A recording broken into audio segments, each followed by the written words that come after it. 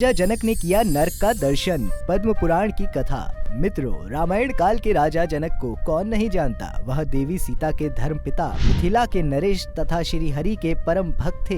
एक विद्वान होने के साथ ही वह पराक्रमी राजा भी थे, जो वेद शास्त्र के प्रकांड विद्वान थे। लेकिन मित्रों, क्या आपको ये पता है कि ऐसा क्या हुआ था, उन्हें नरक का दर्शन करना पड़ा था। नमस्कार दर्शकों, स्वागत है आपका द डिवाइन टेल्स पर एक बार फिर। उससे पहले आपको राजा जनक से जुड़ी कुछ बातें बता देते हैं। मिथिला के राजा जनक के पिता का नाम निमि था। निमि ही मिथिला के सबसे पहले राजा थे।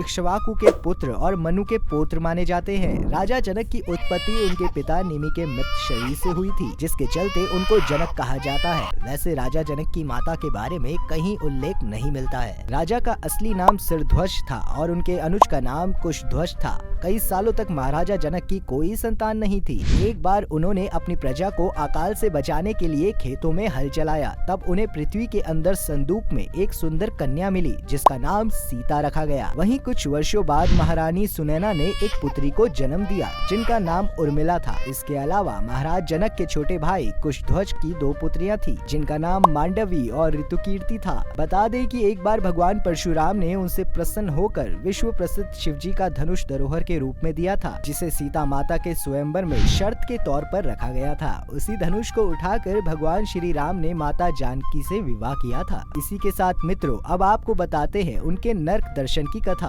पद्म पुराण की एक कथा के अनुसार पौराणिक काल की बात है। राजा जनक ने जैसे ही योग बल से अपने शरीर का त्याग किया, वैसे ही एक सुंदर सजा हुआ विमान आ गया और महाराजा जनक दिव्य देहधारी सेवकों के साथ उस पर चढ़कर चले जा रहे थे। विमान महाराज को सनमणिपुरी के पास ले जा रहा था। जैसे ही विमान वहाँ से आगे बढ़ने लगा, वैसे ही तेज आवाज से राजा को हजारों मुखों से निकली हुई करुण ध्वनि सुनाई पड़ी। पुण्य आत्मा राजन, आप यहाँ से जाइए, नहीं आपके शरीर को छू कर आने वाली वायु का स्पर्श पाकर हम यातनाओं से पीड़ित नरक के प्राणियों को बड़ा ही सुख मिल रहा है। धर्म की राह पर चलने वाले और दयालु राजा ने दुखी जीवों की करुण पुकार सुनकर भाव विभोर होकर फैसला किया कि जब मेरे यहाँ रहने से इन्हें सुख मिलता है, तो यम मैं यहीं रहूंगा। मेरे लिए यही सुंदर स्वर्ग है। जिसके बाद राजा वहीं ठहर गए। तब मृत्यु के देवता यमराज ने उनसे कहा, यह स्थान तो इष्ट हत्यारे पापियों के लिए है। हिंसक, दूसरों पर कलंक लगाने वाले, लुटेरे, पति का त्याग करने वाले,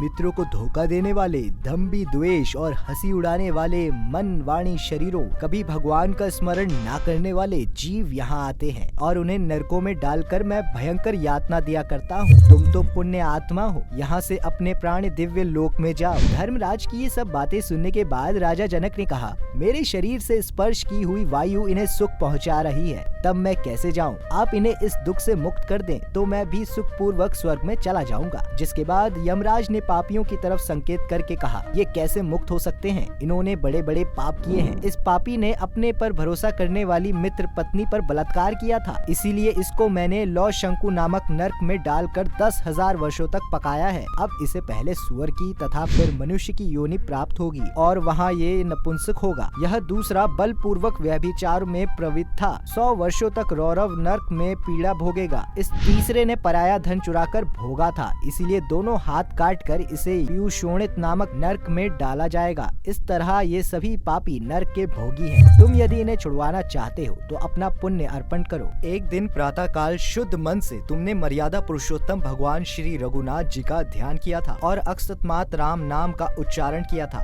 बस वही पुण्य इन्हें दे दो, इससे इनका उद्धार हो जाएगा। धर्मराज की सारी बातें सुनने के बाद राजा ने बिना विलंब किए अपने जीवन भर के पुण्य दे दिए और इसके असर से वह सारे प्राणी नरक यातना से तुरंत छूट गए और दया के समुद्र महाराज जनक का गुण गाते हुए दिव्य लोक को चल दिए। तब महाराज जनक ने कालदेव से पूछा कि हे धर्मराज, जब धार्मिक पुरुषों का यहाँ आना ही नहीं होता, तब फिर मुझे यहाँ क्यों लाया गया।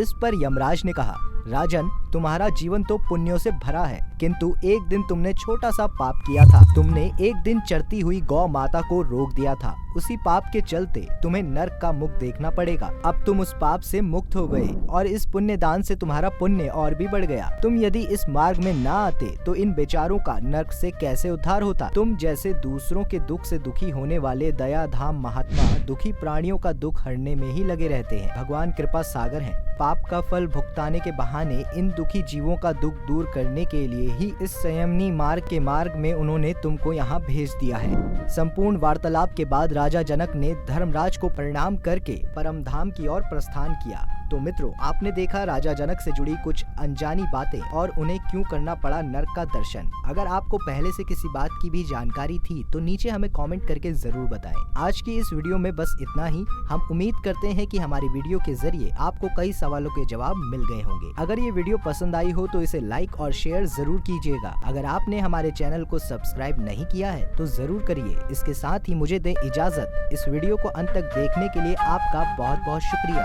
और हाँ, अब आप हमारे सभी वीडियोस को फेसबुक पर भी देख सकते हैं, जिसके लिए आपको फेसबुक पर द डिवाइन टेल्स के पेज को लाइक और फॉलो करना होगा।